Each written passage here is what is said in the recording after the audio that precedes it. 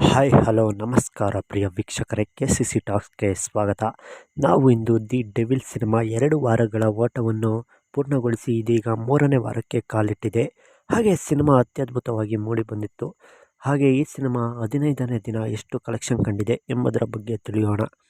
ಅದಕ್ಕಿಂತ ಮೊದಲು ನೀವೇನಾದರೂ ನಮ್ಮ ಚಾನಲ್ಗೆ ಹೊಸದಾಗಿ ಭೇಟಿ ಕೊಟ್ಟಿದ್ದರೆ ದಯವಿಟ್ಟು ಸಬ್ಸ್ಕ್ರೈಬ್ ಮಾಡಿಕೊಳ್ಳಿ. ಹಾಗೆ ಪಕ್ಕದಲ್ಲಿರುವ ಬೆಲ್ ಐಕಾನ್ನ ಕ್ಲಿಕ್ ಮಾಡಿ. ದಿ ಡೆವಿಲ್ ಸಿನಿಮಾದಲ್ಲಿ ಚಾಲೆಂಜ್ ಸ್ಟಾರ್ ದರ್ಶನ್ ರವರು ಮುಖ್ಯ ನಾಯಕನ ಪಾತ್ರದಲ್ಲಿ ನಟಿಸಿದ್ದಾರೆ. ಸಿನಿಮಾಗೆ ಪ್ರಕಾಶ್ ರವರು ನಿರ್ದೇಶನ ಮಾಡಿದ್ದು, ಸಿನಿಮಾ ಇದೇ ಡಿಸೆಂಬರ್ 11ರಂದು ತೆರೆ ಕಂಡಿತ್ತು. ಸಿನಿಮಾ ಈಗಾಗಲೇ ಅತ್ಯದ್ಭುತವಾಗಿ ಮೂಡಿಬಂದಿದ್ದು, ಸಿನಿಮಾಗೆ ಅತ್ಯದ್ಭುತವಾದಂಥ ರೆಸ್ಪಾನ್ಸ್ ಕೂಡ ಸಿಕ್ಕಿತ್ತು. ಆದರೆ ಈ ತಿಂಗಳಿನಲ್ಲಿಯೇ 2 ದೊಡ್ಡ ಸಿನಿಮಾಗಳ ಹಾವಳಿಯಿಂದಾಗಿ ಡೆವಿಲ್ ಸಿನಿಮಾದ ಥಿಯೇಟರ್ಗಳು ಒಂದಷ್ಟು ತೆಗೆದಿವೆ ಅಂತ ಹೇಳಬಹುದು. ಥಿಯೇಟರ್ನಲ್ಲಿ ಡೆವಿಲ್ ಸಿನಿಮಾ ಇದೀಗ 2 ವಾರಗಳನ್ನು ಪೂರ್ಣಗೊಳಿಸಿ 3ನೇ ವಾರಕ್ಕೆ ಕಾಲಿಟ್ಟಿದೆ.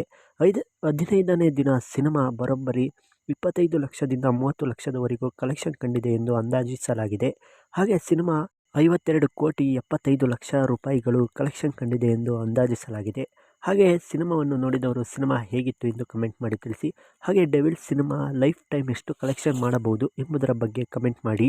ಹಾಗೆ ಸಿನಿಮಾದ ಪ್ರತಿದಿನದ ಬಾಕ್ಸ್ ಆಫೀಸ್ ಮಾಹಿತಿಗಾಗಿ ನಮ್ಮ ಚಾನಲನ್ನು ಸಬ್ಸ್ಕ್ರೈಬ್ ಮಾಡಿ, ಪಕ್ಕದಲ್ಲಿರುವ ಬೆಲ್ ಐಕಾನ್ನ ಕ್ಲಿಕ್ ಮಾಡಿ. ಎಲ್ಲರಿಗೂ ನಮಸ್ಕಾರ.